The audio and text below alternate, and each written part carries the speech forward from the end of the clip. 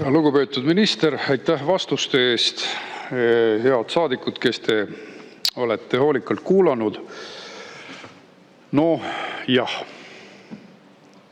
kahjuks minister asus ju kuidagi nende samade bürokraatide kaitsele.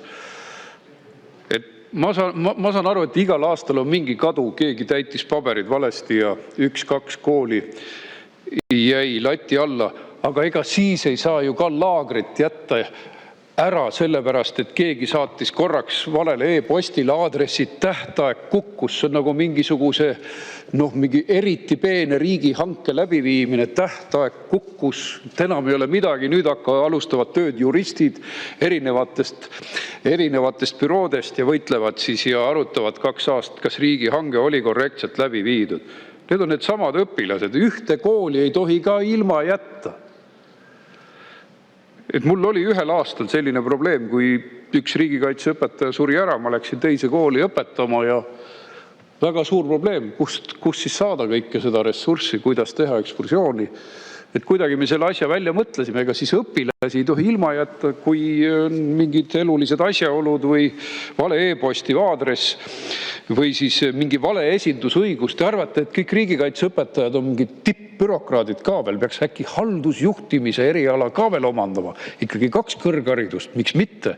Kõigepealt sõjaline kõrgharidus, siis missioonil käimise õpe, siis pedagoogiline haridus.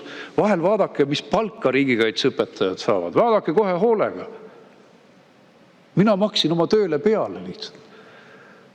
Aga nad paljud õpetajad teevad seda ikka ja ainult missiooni tundes.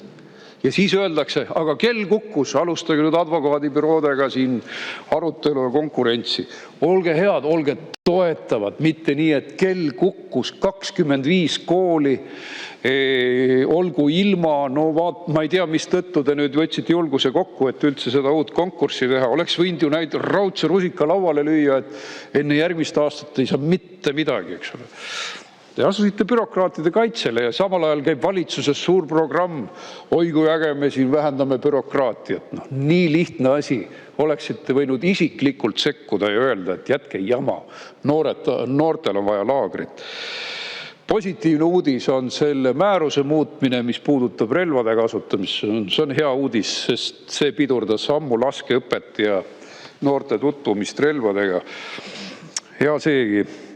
Halb uudis on jätkuvalt see, et võib-olla meie paljud parimad instruktorid võivad töö kaotada riigikaitseõpetajate hulgas, kellel on tõesti kogemus, kellel on ka instruktori koolitus. Ma juhin tähelepanu.